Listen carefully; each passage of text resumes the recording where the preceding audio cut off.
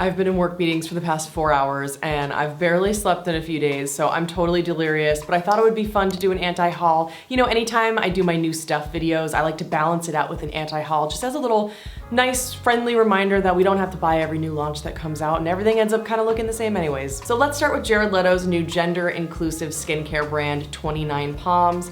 All I really have to say is, for fuck's sake, the guy looks like he washes his face with a Dove bar, so next. What I'm really interested in is this new highlighter from Saie. It's a collaboration with Reformation, which is a clothing brand. The highlighter looks beautiful. It looks like it's in the same formula as their Dew Blush, which I love. It's so juicy, gel-like, blendable, easy to use. Fades very fast though, which is why you don't see me wear it on camera when I need something to last, but I love the doe foot applicator. It makes it a breeze to apply. I was looking at my highlighter collection the other day and I noticed, you know, I only have 3 highlighters. I've got the Beauty Pie Luminizing Wand, which is amazing, but most people don't have a Beauty Pie membership. I have the Charlotte Tilbury Hollywood Flawless Filter, which everybody already knows. And I have the Laura Mercier Matte Radiance Baked Powder Highlight, which is great, but I just feel like I need a little bit more variation in there. And so this color really stood out to me because since I have neutral to cool undertones and I have a lot of redness and pink in my skin, I look for highlighters that have a little bit of pink to them or some kind of like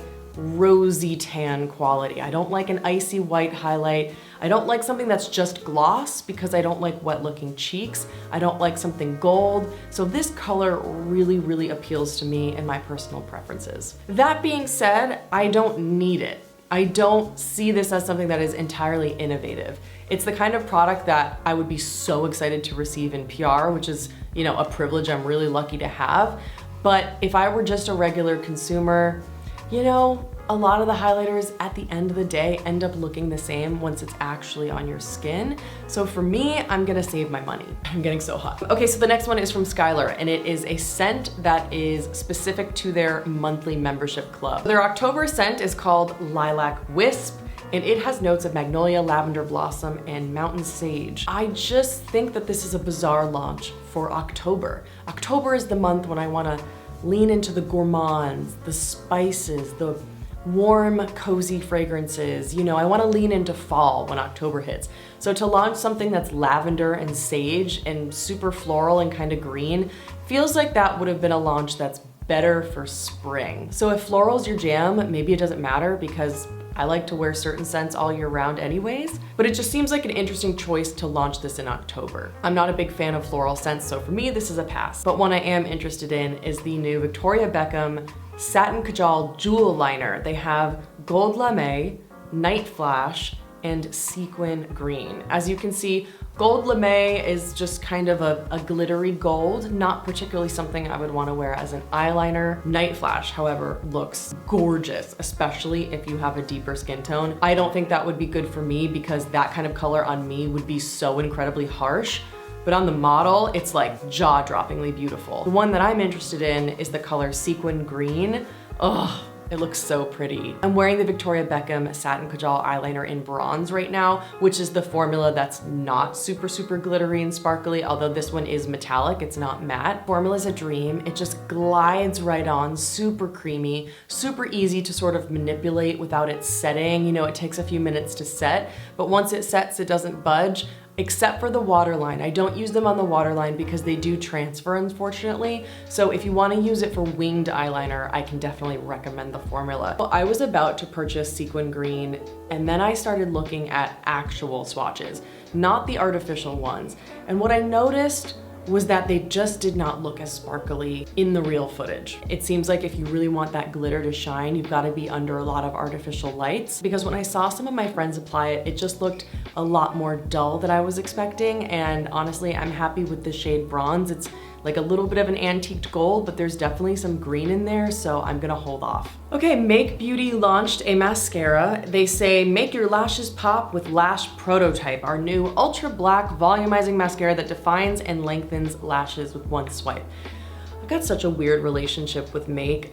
I see so many influencers just raving about their products, and most of them for me have actually been a pass. I love their essence. I think the essence is such a stunning skincare product. And their Lactonic Synchronizing Skin Serum is one of my like top 3 serums. I love it. I can't live without it. I am a huge fan of that product.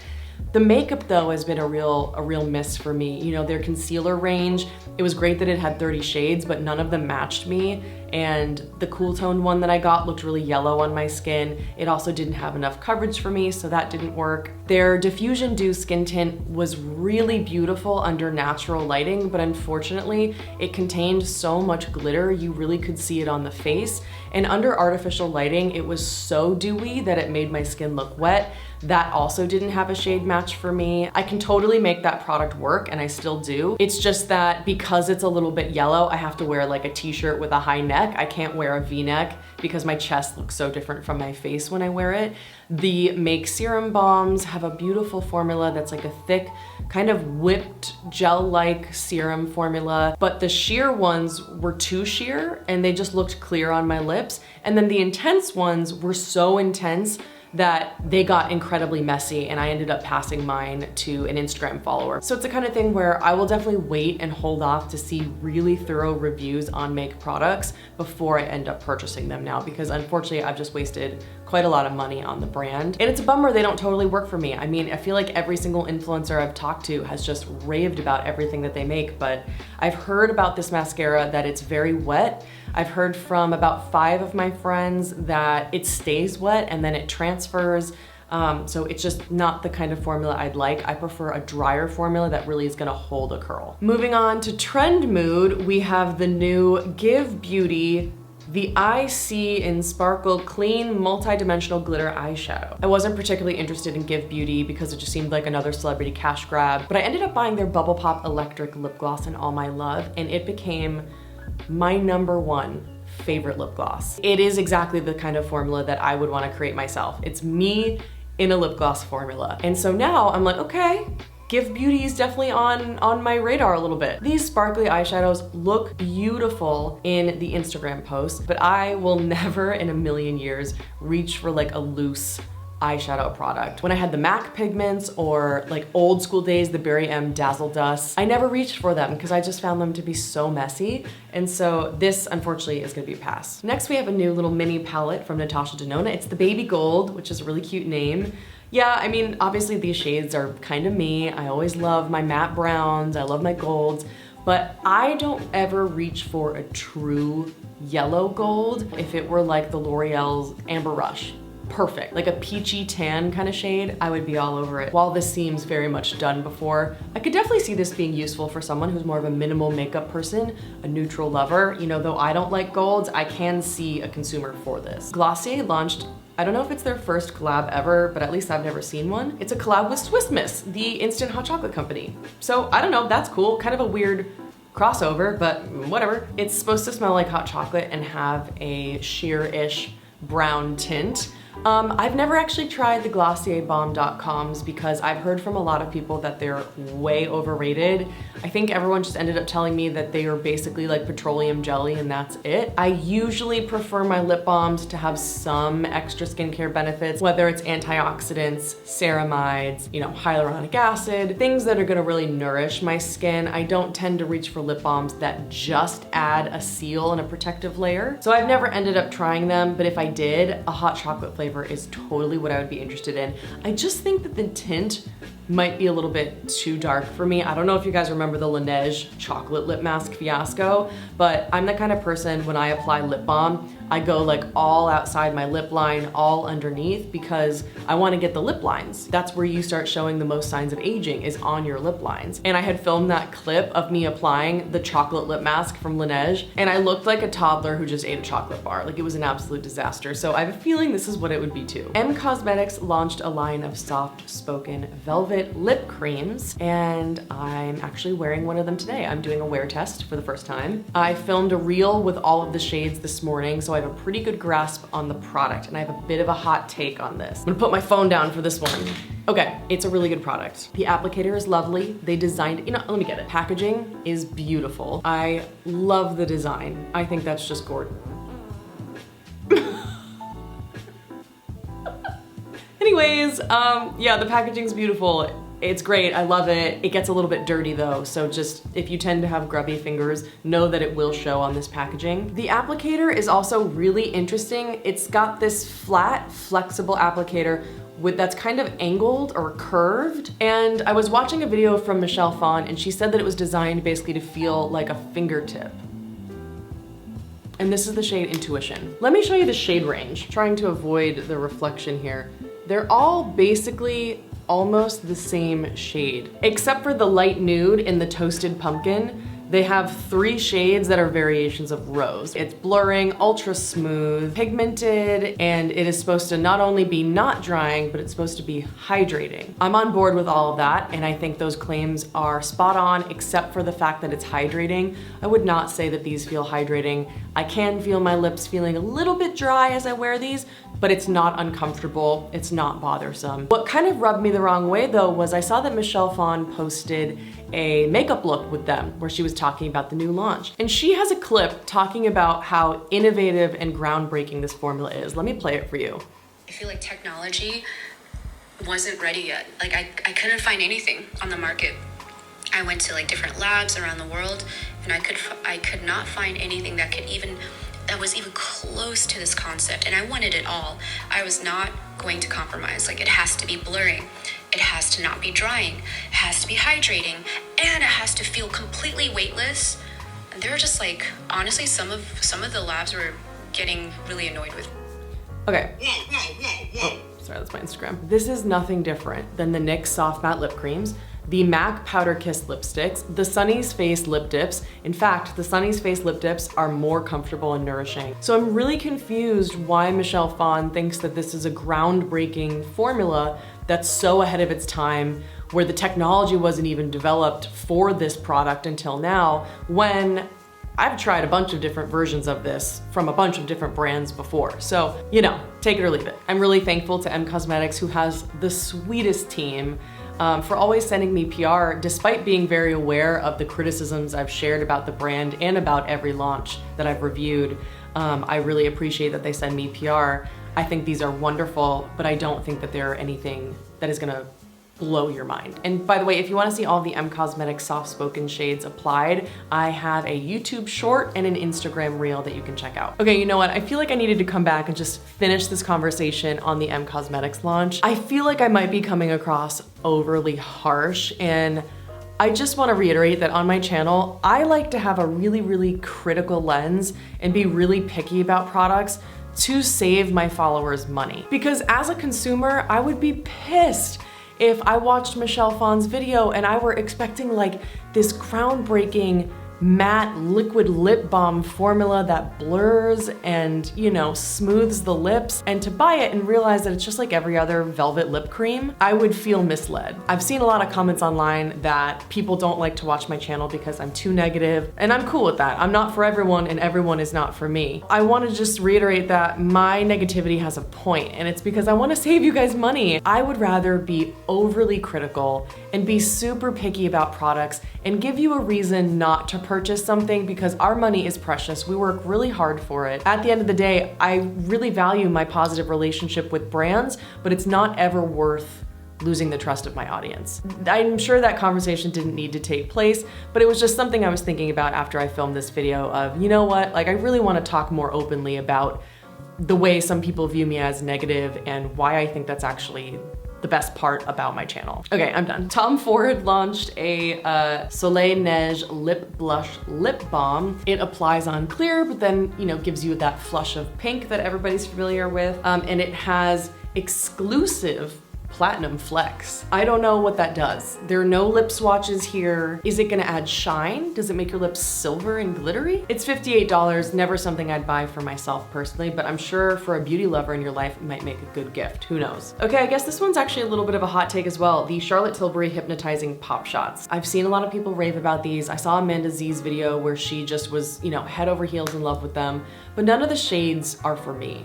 The formula is absolutely my kind of eyeshadow and my kind of single eyeshadow. I'm not gonna buy the blue. That gold shade is way too much of just a typical yellow gold that I already have like 5 of. The kind of deep cranberry shade does look appealing to me because I don't own something like that.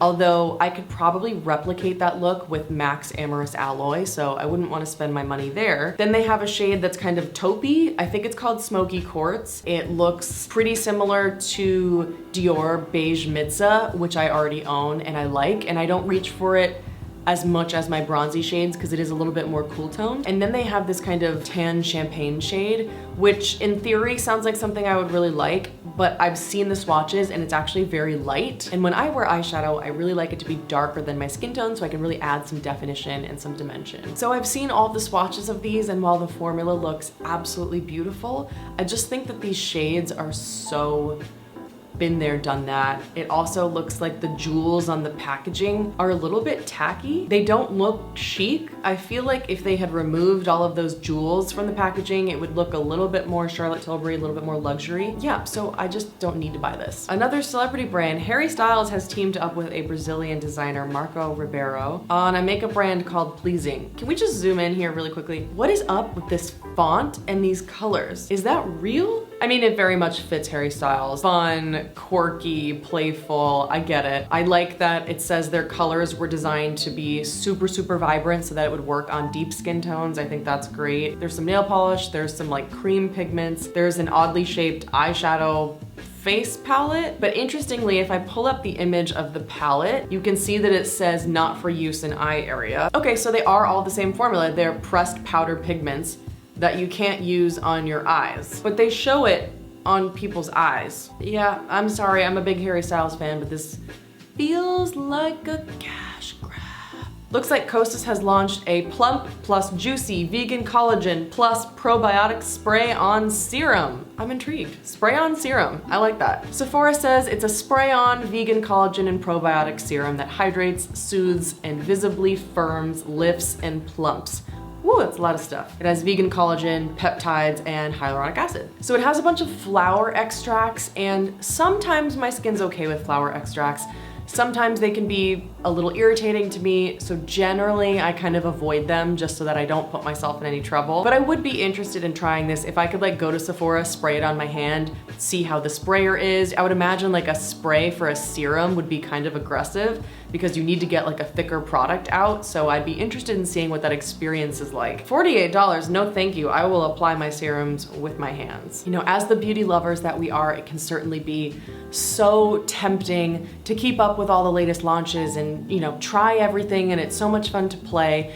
But ultimately, so much of this is just recycled. So much of these products you can achieve by using what's already in your collection. These days, I really try to save my money for products that are putting out colors that I don't have in my collection, or are launching innovative formulas that feel like they're offering something different than I've seen before. Other than that, you know, I really try to withhold my makeup purchases. I own so much already. I just try to keep my collection as minimal as possible so that I can really give attention to the products that I truly love. And as an influencer, there's a real sense of urgency because you want to create your review. You want to get your content up before anyone else does. That way you're going to have more reviews and your work will feel really worth it and you'll feel appreciated. The problem for me though is when I've had that strategy and, you know, I have seen better numbers on YouTube putting out launches right when they happen, it doesn't give me any time to wait for thorough reviews to come out. And I'm such a picky person with my makeup preferences that most of the time when I end up buying a launch right away, I end up not really loving it. And so I'm trying to exercise the muscle of control and really hold off a week or two, wait for some reviews, wait to really see if a product is gonna fit my personal preferences. And chances are when a week or two pass, I've usually lost interest anyways. Well, now that I've been on camera for about 5.5 hours, I think it's time to end the day here. If you like this video, I hope you'll subscribe and give it a thumbs up for more content like this. I do a lot of get ready with me's, new reviews, anti-hauls, vlogs, things like that. Thank you so much for watching and for being here. I hope you're all okay wherever you are, and I'll see you in the next one.